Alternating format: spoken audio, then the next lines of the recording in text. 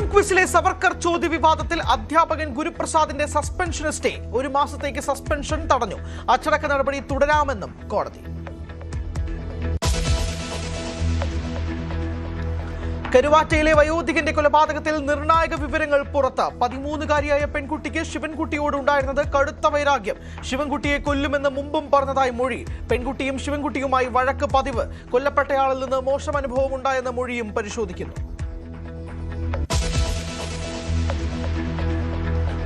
Excise സംഘത്തെ കണ്ട് കായലിൽ ചാടിയ യുവാവ് മരിച്ചത് തിരുവനന്തപുരം വെട്ടൂർ സ്വദേശി ഷഹാൻ. ലഹരി ഉപയോഗം അധ്യാപകരെ അറിയിച്ചിരുന്നുവെന്നാരോപിച്ച് വിദ്യാർത്ഥിക്ക് ക്രൂരമർദ്ദനം. തൊടുപുഴയിൽ കുട്ടിയുടെ ജനനേന്ദ്രിയം ഇടിച്ചു തകർത്തു.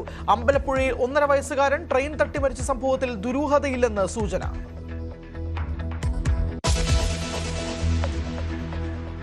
സ്വതന്ത്രയെ പിന്തുണച്ച് പാലാ നഗരസഭാ ഭരണം ഇടതുമുന്നണി പിടിച്ചു. മായ രാഹുൽ പുതിയ അധ്യക്ഷ. കോൺഗ്രസ് വിമതരും മായയ്ക്ക് വോട്ട് ചെയ്തു. ലഭിച്ചത് 16 വോട്ട്. UDF സ്ഥാനാർത്ഥിക്ക് കിട്ടിയത് 10 വോട്ട്.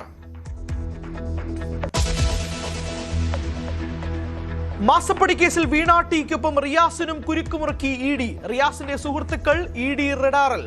തന്നെ വേട്ടയാടുന്നുവെന്ന് റിയാസ്. ലേക്കർ ഇന്ത്യയെക്കുറിച്ച് തന്റെ നിർദ്ദേശപത്രികയിൽ ഉണ്ടെന്നും വിശദീകരണം. രാഷ്ട്രീയ പകപോക്കലിന് ശ്രമിക്കുന്നുവെന്ന് CPM സംസ്ഥാന സെക്രട്ടറി.